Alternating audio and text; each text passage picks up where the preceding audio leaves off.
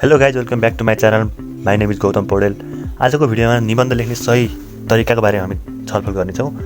निबन्ध कक्षा 8, 10 र 12 का लागि महत्त्वपूर्ण क्वेसन हो। यो भिडियोमा आज हामी निबन्ध लेख्नेको सही तरिका के हुन्छ, त्यसमा सुरुमा के लेख्ने, अन्तिममा के लेख्ने र बिचको मूल भावहरू के लेख्ने भन्ने बारेमा डिस्कस गर्नेछौँ। र यदि तिमीले यो भिडियो हेरिसक्यौ, पुरै भिडियो हेरिसक्यौ भने कम्तीमा यो क्वेसन 8 मार्क्समा आउँछ। 8 मार्क्स तिमीहरूले कम्तीमा पनि 7 नम्बर चाहिँ अवश्य नै ल्याउनेछौ। आजको भिडियो सुरु गरौँ ढिला नगरिकन। सबैभन्दा सुरुमा निबन्ध लेख्दाखेरि महत्त्वपूर्ण कुराहरूलाई ध्यान दिनुपर्छ। सुरुमा तिमीहरूले टाइटल लेख्नै पर्ने हुन्छ। टाइटल भनेको शीर्षक, जुन चाहिँ क्वेसनमै दिएको हुन्छ। क्वेसनबाट कपी गरेर लेखिदिने। जस्तै मेरो देशको बारेमा लेख्नु पर्यो भने मेरो देश भनेर क्वेसनमा मेरो देशको बारेमा 150 शब्द नघटाई निबन्ध लेख भनेर आएको हुन्छ। त्यस्तै गरी निबन्धलाई हामीले 3 भागमा विशेष गरी बाँड्ने गर्छौँ, जसमा पहिलो रहेको छ परिचय खण्ड। परिचय खण्डमा तिमीहरूले जस्तै मेरो देशको बारेमा लेख्न दियो भने म उदाहरण पनि पछि एउटा गरेर तिमीहरूले देखाउँछु, त्यसमा विशेष छलफल गरेर यही भिडियोमा लास्टसम्म बनिरहनु। परिचयमा तिमीहरूले जस्तै टाइटल दिएको हुन्छ, त्यो टाइटलको थोरै कुराहरू टाइटलमा प्रवेश गर्ने भन्दाखेरि शीर्षकको बारेमा जानकारी गराउने। अनि मूल भाव, जसमा तिमीहरूले लेख्नुपर्ने मेन कुरा नै यही हो। मेन कुरा लेख्नुपर्ने यसमा के लेख्ने भन्दाखेरि अब केही छ त्यसको बारेमा निबन्धमा विशेष गरी यसको सकारात्मक नकारात्मक पक्षहरू छलफल गर्ने अनि फाइदा बेफाइदा छलफल गर्ने हुन्छ। अनि निष्कर्षमा के हुनु पर्थ्यो र तिमीले के हुनु पर्थ्यो र के गर्न सकिन्छ बारे तिमीले निष्कर्ष गर्ने। जस्तै केही देशको बारेमा छ भने तिमीले मेरो देश यस्तो छ, अझ यसलाई विकास गर्न के गर्नुपर्छ, के गर्न सकिन्छ र हामी त्यसलाई के गर्नुपर्छ भन्ने बारेमा लेख्न सक्छौँ। अब अर्को रहेको छ निबन्ध लेख्ने क्रममा हामीहरूले ध्यान दिनुपर्ने कुराहरू। सही तरिका भन्नु नै ध्यान दिने कुराहरू एकदम तिमीहरूले नबिगारिकन लेख्यौ भने फुलमा फुल मार्क्स, 8 मा कम्तीमा पनि 7.5 त तिमीहरूले पाउने छौ। त्यसै गरी शुद्ध गरी लेख्ने भन्ने छ फर्स्ट पोइन्ट चाहिँ हाम्रो। शुद्ध गरी लेख्ने भन्दाखेरि स्पेलिङहरू करेक्ट हुनु पऱ्यो। नेपालीमा लेख्दाखेरि ह्रस्व दीर्घहरू हेरेर लेख्ने गर्नु पऱ्यो। त्यसै क्रमबद्धता, यसको मतलब तिमीहरूले लेख्दाखेरि सुरुमा हुनु पऱ्यो परिचय।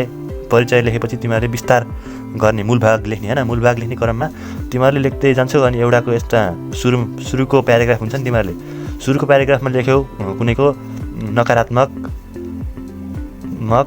पक्षहरू लेख्यौ भने त्यसमा गएर सकारात्मक नमिसाउने। अनि त्यसै गरी अरू कुनै केही लेख्दैछौ, विश्लेषण गर्दैछौ तिमीहरूले भने त्यसलाई नमिसाउने भन्नाले फर्स्ट प्याराग्राफ तिमीले नकारात्मक लेखेछौ, त्यसमा गएर तिमीहरूले सेकेन्ड प्याराग्राफको सकारात्मकको भागहरू नमिसाउने। परिचयको खण्डलाई सेकेन्ड प्याराग्राफमा नमिसाउने। परिचय फर्स्टमै हुनु पर्यो भन्ने कुरो हो यो क्रमबद्धताको अर्थ। अनि शैली लेख्दाखेरि तिमीहरूले एकदम सरल भाषामा लेख्नुपर्ने हुन्छ। अब गाह्रो शब्दहरू लेखेर मिस्टेक हुनुभन्दा सरल भाषामा सबैले बुझ्ने भाषामा लेख्यो भने नम्बर काटिने चान्स कम हुन्छ। त्यसै गरी सन्तुलन, अब कुनै विद्यार्थीले हुन्छ सरहरूले पढ्दैनन् अनि जात्नेले त्यसरी लेखेको देख्यो भने नम्बर दिन्छ भनेर एउटै कुरा घुमाइ दोहोऱ्याइ लेख्ने गरेको पाइन्छ, तर त्यो गर्नु एकदम गलत हो। तर थोरै लेख्दा केही हुँदैन, राम्रो लेख, एउटै कुरा दोहोऱ्याएर नलेख। यो लास्ट पोइन्टको कुरा हो। यति गऱ्यो भने तिमीहरूले फुलमा फुल मार्क्स पाउन सक्छौ।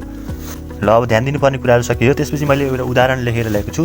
उदाहरणको लागि यो ढाँचा मैले प्रस्तुत गरेको, यस्तै गरी लेख्ने हो।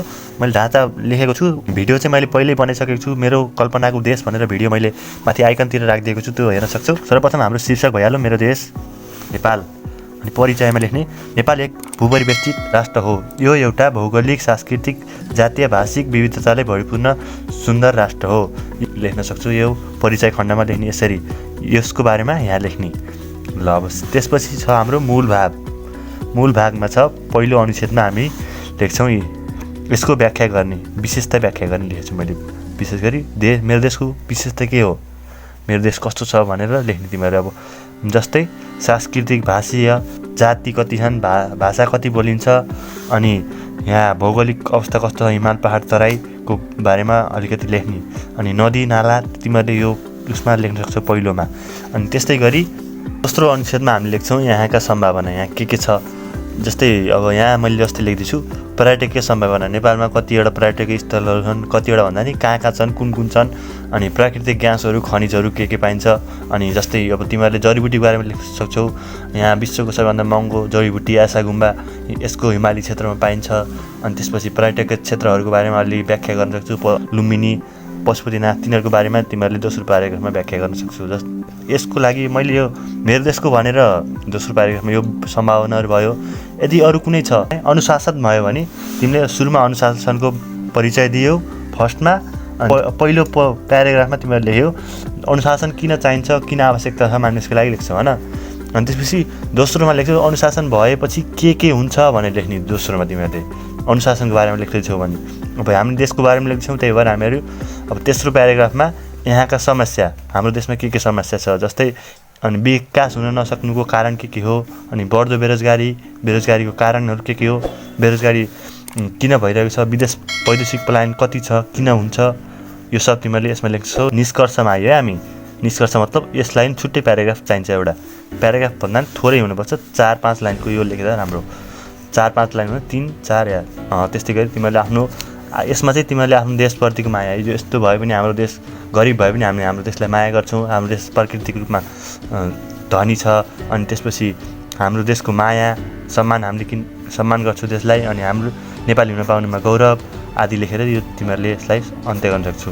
यति गऱ्यो भने तिमीहरूले फुलमा फुल मार्क्स पाउँछौ। ल साथै एउटा म रिक्वेस्ट गर्न चाहन्छु, हामी भिडियो बनाउने क्रममा धेरै निकै नै समस्या परेको कारणले हाम्रो भिडियो बनाउनको लागि मोबाइल स्ट्यान्डको लागि डोनेसन कलेक्ट गर्दैछौँ। त्यसको लागि तिमीहरूले मैले क्युआर राखिदिएको छु ई सेवाको, तिमीहरूले सहयोग गर्न सक्छौ। एकजनाले सहयोग गरेर मात्र हुने पनि होइन, सबैजनाले थोरै सहयोग गर्यो भने हाम्रो च्यानलको लागि सपोर्ट मिल्नेछ। सहयोग गर्ने सहयोगीहरूको मैले नामहरू कम्युनिटी पोस्टमा पोस्ट गरिदिएर उहाँहरूलाई एप्रिसिएट गर्नेछु र साउट आउट दिनेछु। यति भन्दै यो भिडियोहरू बिदा हुन्छु। सब्सक्राइब चाहिँ गरिदिनु होला अवश्य। यस्तै भिडियोहरू मैले ल्याइरहेको छु, पुरानो भिडियोहरू पनि छन्। मैले निबन्धको बारेमा पहिला पनि एउटा भिडियो बनाएको छु, त्यो माथि स्क्रिनमा राखिदिएको छु र इन्ड स्क्रिनमा पनि हुनेछ त्यो भिडियो। यति भन्दै बिदा हुन चाहन्छु। बाई बाई, जय नेपाल।